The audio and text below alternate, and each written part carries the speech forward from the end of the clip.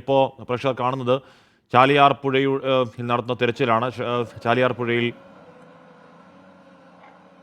പോത്തുകല്ല് പോത്തുകല്ല് ഇരുട്ടൂത്തി മേഖല നേരത്തെ കണ്ടിരുന്നു. ആ മേഖലയിൽ ഒരു രക്ഷാപ്രവർത്തകൻ ഒഴുക്കിനെതിരെ നീന്തിക്കൊണ്ട് സാഹസികമായി മറുകരയിലേക്ക് പോകുന്നത് കണ്ടിരുന്നു. ഇപ്പോൾ അവരുടെ കയ്യിലുള്ള ചങ്ങാടങ്ങളിലും ചെറുവള്ളങ്ങളിലും ഒക്കെയായി അവർ തിരയുകയാണ്. അവിടുത്തെ പ്രദേശവാസികൾ തന്നെയാണെന്ന് തോന്നുന്നു. വ്യാപകമായി തെരച്ചിൽ നടത്തുകയാണ്. കാരണം ഈ മേഖലയിൽ ഒരുപാട് മൃതദേഹങ്ങളുണ്ട് എന്ന സംശയം അടിസ്ഥാനമുള്ള സംശയമാണ്. അതിന് കാരണം ഒരുപാട് ദൂരേക്കൊക്കെ മൃതദേഹങ്ങൾ കണ്ടെത്തുന്ന സാഹചര്യം കാഴ്ച നമ്മൾ കണ്ടിരുന്നു. മൃതശരീരങ്ങൾ മാത്രമല്ല, ശരീരഭാഗങ്ങളും 100 കിലോമീറ്ററൊക്കെ അകലെ എന്ന് പറഞ്ഞാൽ ഈ ഉരുൾപൊട്ടലുണ്ടായ മേഖലയിൽ 100 കിലോമീറ്ററൊക്കെ അകലെ നമ്മൾ കണ്ടെത്തിയിരുന്നു. ഇതിപ്പോൾ രക്ഷാപ്രവർത്തകർ പരസ്പരം കോർത്തു പിടിച്ചു. അത്രത്തോളം കടുത്ത ഒഴുക്കാണ്. അപ്പോൾ ആ ഒഴുക്കിൽ പരസ്പരം കൈകൾ കോർത്തു പിടിച്ചുകൊണ്ട് അങ്ങനെ തെരച്ചിൽ തുടരുകയാണ്. പുഴയുടെ ഓരങ്ങളിലാണ് പ്രധാനമായും കേന്ദ്രീകരിച്ചിരിച്ചത്. അതുകൊണ്ട് പുഴയുടെ മറുകരയിലേക്ക് പോകേണ്ടതുണ്ട്. പുഴയുടെ മധ്യത്തിലൊക്കെ വള്ളത്തിലും അല്ലാതെ ചെറിയ ബോട്ടുകളൊക്കെ തെരച്ചിൽ ഇന്നലെ മുതൽ തുടങ്ങുന്നതാണ്. 140 കിലോമീറ്റർ ദൂരത്തേക്ക്. ഇന്നിപ്പോൾ അത് പുഴയിലേക്ക് പരിശോധന കൂടുതൽ ശക്തമാവുകയാണ്. പുഴയോരം കേന്ദ്രീകരിച്ചാണ് ആ പരിശോധന. മാത്രമല്ല ഈ പുഴ ഒഴുകുന്ന വനമേഖലകളുണ്ട്. വനമേഖലകളിലേക്ക് ആളുകൾ അധികം പോകാത്ത വനമേഖലകളാണ്. അവിടെ കൂടി തെരച്ചിൽ നടത്തണമെന്ന ആവശ്യം ഉയരുന്നുണ്ടായിരുന്നു. രാവിലെ ഇന്നലെ പോലീസ് അവിടെ നടത്തിയ ഹെലികോപ്റ്ററിൽ നടത്തിയ വ്യോമ നിരീക്ഷണത്തിൻ്റെ ദൃശ്യങ്ങൾ അല്പസമയം മുൻപ് പ്രേക്ഷകർ കണ്ടതുമാണ്. അപ്പോൾ അവിടെ ഏതെങ്കിലും മനുഷ്യ സാന്നിധ്യം ഉണ്ടോ എന്നതടക്കമാണ് ഇപ്പോൾ പരിശോധന നടക്കുന്നത്. ചാലിയാർ പുഴയിലെ പരിശോധനയിൽ കൂടുതൽ കാര്യങ്ങൾ കണ്ടെത്താൻ കഴിയുമെന്നുള്ളതാണ് പ്രവർത്തകരുടെ പ്രതീക്ഷ എന്ന വാക്ക് ഉപയോഗിക്കാൻ കഴിയുമോ എന്നറിയില്ല എന്നാണ് അവർ കരുതുന്നത്, എന്നാണ് അവരുടെ ധാരണ. അതിന് കാരണം ഈ ദിവസങ്ങളിൽ നിലമ്പൂർ ജില്ലാ ആശുപത്രിയിലേക്ക് വന്ന മൃതദേഹങ്ങളുടെ ആധിക്യമാണ്. ഒരുപാട് മൃതദേഹങ്ങൾ ഈ ദിവസങ്ങളിൽ നിലമ്പൂർ ജില്ലാ ആശുപത്രിയിലേക്ക് ഈ ദിവസങ്ങളിൽ എത്തിയിട്ടുള്ളത്. അതെല്ലാം വന്നതാവട്ടെ ഈ ചാലിയാർ പുഴയോരങ്ങളിലുമാണ്. സമീർ ബിൻ കരീം തുടരുന്നുണ്ട്. സമീർ, നമ്മൾ ഇത്ര ദിവസവും കാണാത്ത രീതിയിൽ കുറച്ച് ആഴത്തിലുള്ള കുറച്ച് വിശദമായ പരിശോധന ചാലിയാറിൻ്റെ പുഴയിലും പുഴയോരങ്ങളിലും നടക്കുന്നുണ്ട് ഇന്ന് എന്ന് തോന്നുന്നു, അല്ലേ?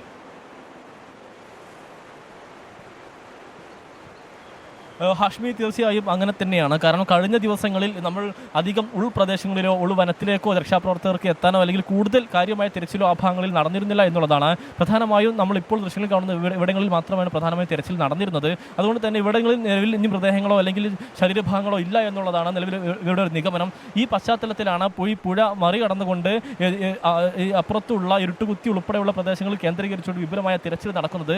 അല്പസമയം മുന്നേ നമ്മൾ ദൃശ്യങ്ങളിൽ കണ്ടത് ഇരുട്ടുകുത്തി പ്രദേശത്ത് താമസിക്കുന്ന ആദിവാസി കുടുംബങ്ങൾ പുഴ മുറിച്ച് കടന്ന് ഇക്കരെ ചെങ്ങാടത്തിലെത്തുന്ന ദൃശ്യങ്ങളാണ് നമ്മൾ കണ്ടത്.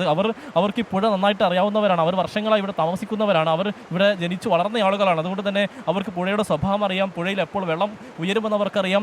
അതോടൊപ്പം തന്നെ പുഴ എവിടേക്ക് മഴ പെയ്താൽ ഈ ചാലിയാർ പുഴയിൽ വെള്ളം ഉയരുമെന്നവർക്കറിയാം. പുഴയുടെ ഒഴുക്കിനെ അവർക്ക് അറിയാം. അങ്ങനെ ആഴമില്ലാത്ത ഏരിയ അവർക്കറിയാം. അങ്ങനെ ഇതെല്ലാം തന്നെ നോക്കി വളരെ കൃത്യമായി രക്ഷാപ്രവർത്തകർക്കൊപ്പം അവർ പുഴ മുറിച്ച് കടക്കുന്നതാണ് നമ്മൾ കണ്ടത്. 2018 പ്രളയത്തിൽ ഇവിടെ ഉണ്ടായിരുന്ന പാലം ഒലിച്ചു പോയതാണ്. അതിനുശേഷം ഈ ആദിവാസി കുടുംബങ്ങളെല്ലാം തന്നെ പുഴ മുറിച്ചു കടക്കുന്നത് ഇത്തരം ചെങ്ങാടങ്ങളിലും മറ്റുമാണ് എന്നുള്ളതാണ് ഏറെ പ്രധാനപ്പെട്ട കാര്യം. നിലവിൽ കൂടുതൽ രക്ഷാപ്രവർത്തകർ ഈ പുഴ നീന്തിയും നടന്നും മുറിച്ച് കടന്ന് ഈ ഉൾവനത്തിലേക്ക് പ്രവേശിച്ചിരിക്കുകയാണ്. അവർ രക്ഷാപ്രവർത്തകരെ അങ്ങോട്ട് പോയിരിക്കുകയാണ്.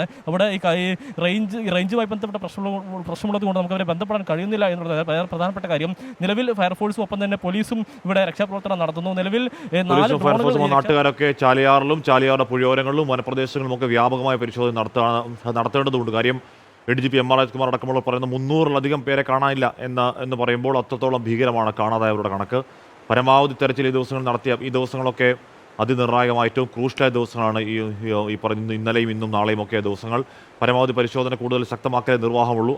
അതിന് പ്രകാരം തന്നെ അവിടെ കാര്യങ്ങൾ നടക്കുന്നു. ദുരിതാശ്വാസ ക്യാമ്പുകളിൽ ആളുകൾക്ക് ആവശ്യമുള്ള സാധനങ്ങളൊക്കെ എത്തുന്നുണ്ട്. അവിടെ കാര്യങ്ങൾ കൃത്യമായി നടക്കുന്നതെന്ന് മുഖ്യമന്ത്രി പിണറായി വിജയൻ മാധ്യമങ്ങൾ സംസാരിച്ചപ്പോൾ പറഞ്ഞിരുന്നു. ഇന്ന് മാധ്യമങ്ങൾ മുഖ്യമന്ത്രി കാണുന്നുണ്ടെന്നാണ് തോന്നുന്നത്.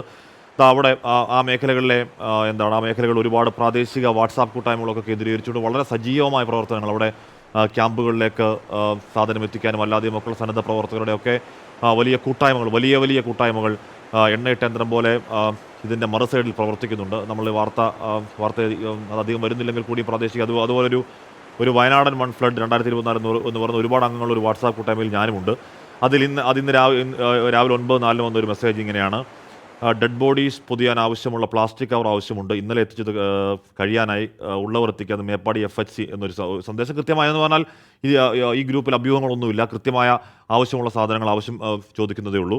9:04 മെസ്സേജ് വരുന്നു, 9:22 ആയപ്പോഴേക്കും അത് കിട്ടി, കേസ് ക്ലോസ്ഡ് എന്ന് പറഞ്ഞാൽ അത് വൈൻഡപ്പ് ചെയ്തുകൊണ്ട് ഹാദി നിഹാൽ എന്ന് പറഞ്ഞത്, ഇത് മെസ്സേജ് ഇട്ട ആൾ വിഷ്ണു പൂച്ചാലി PT എന്നൊരാളാണ്. അപ്പോൾ അത്തരത്തിൽ എണ്ണയിട്ട യന്ത്രം പോലെ പ്രവർത്തിക്കുന്ന നമ്മളൊന്നും അറിയാത്ത ഒരുപാട് ഓഫ് ക്യാമറ ഒക്കെ ആയിട്ടുള്ള ഒരുപാട് പേര് പുറത്തേക്ക് അറിയാത്ത നൂറുകണക്കിന് ആളുകൾ ഈ ദുരന്തമുഖത്ത് ഒരു സമാശ്വാസമായി പ്രവർത്തിച്ചുകൊണ്ടിരിക്കുകയാണ്.